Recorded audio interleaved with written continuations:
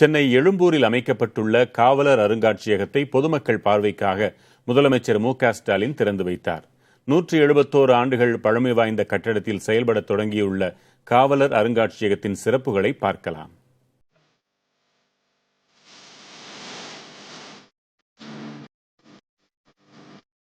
British ஆட்சியின் சான்றாக சென்னையில் இருக்கும் கட்டடங்களில் எழும்பூர் காவல் ஆணையர் அலுவலக கட்டடமும் ஒன்று. 1856ஆம் ஆண்டு முதல் 2013ஆம் ஆண்டு வரை காவல் ஆணையர் அலுவலகம் இங்குதான் செயல்பட்டு வந்தது.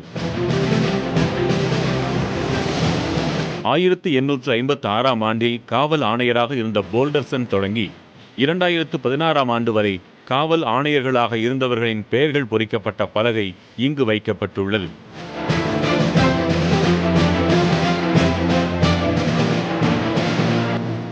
இதைவிட சுவை என்னவென்றால் 1870ஆம் ஆண்டில் காவல்துறையினர் பயன்படுத்திய சீமை வண்டி எனப்படும் சைக்கிள் இங்கு காட்சிப்படுத்தப்பட்டுள்ளது. 1982ஆம் ஆண்டில் பயன்படுத்தப்பட்ட மோட்டார் சைக்கிள், புல்லட், சென்னை மாநகர காவலுக்காக வாங்கப்பட்ட குண்டு துளைக்காத கார், மெரினா கடற்கரையில் பயன்படுத்தப்பட்ட ரோந்து வாகனங்கள் ஆகியன இங்கு உள்ளன.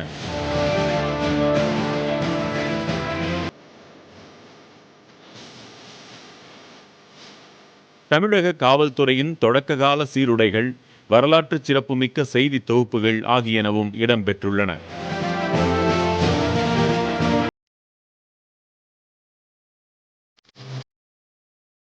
குறிப்பாக இந்தி எதிர்ப்பு போராட்டம், விடுதலை புலிகள் அமைப்பின் தலைவர் பிரபாகரன் சென்னையில் கைது செய்யப்பட்ட போது எடுக்கப்பட்ட புகைப்படம், வீரப்பன் கைது உள்ளிட்ட புகைப்படங்கள் உள்ளன.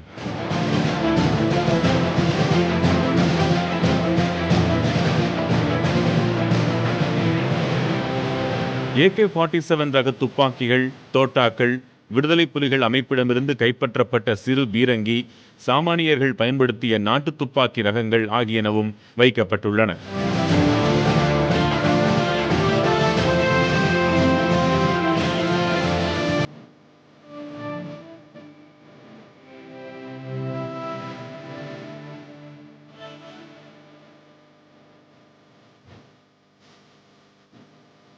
இத்தனை சிறப்பு வாய்ந்த அருங்காட்சியகத்தை முதலமைச்சர் மு.க.ஸ்டாலின் பொதுமக்களின் பார்வைக்கென திறந்து வைத்தார். முன்னதாக காவல்துறையினரின் அணிவகுப்பு மரியாதையை முதலமைச்சர் ஏற்றுக்கொண்டார்.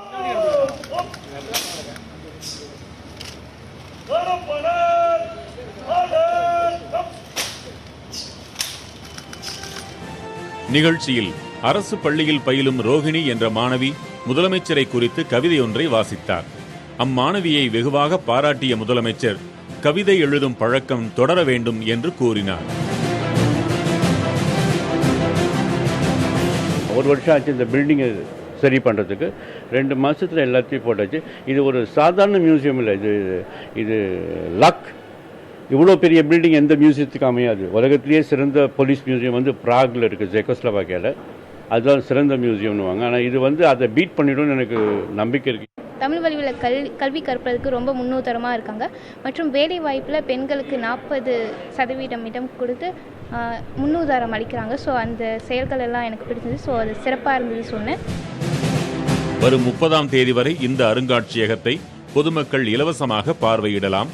அக்டோபர் 1ஆம் தேதி முதல் சிறியவர்களுக்கு 5 ரூபாயும் பெரியவர்களுக்கு 10 ரூபாயும் கட்டணமாக வசூலிக்கப்பட உள்ளது.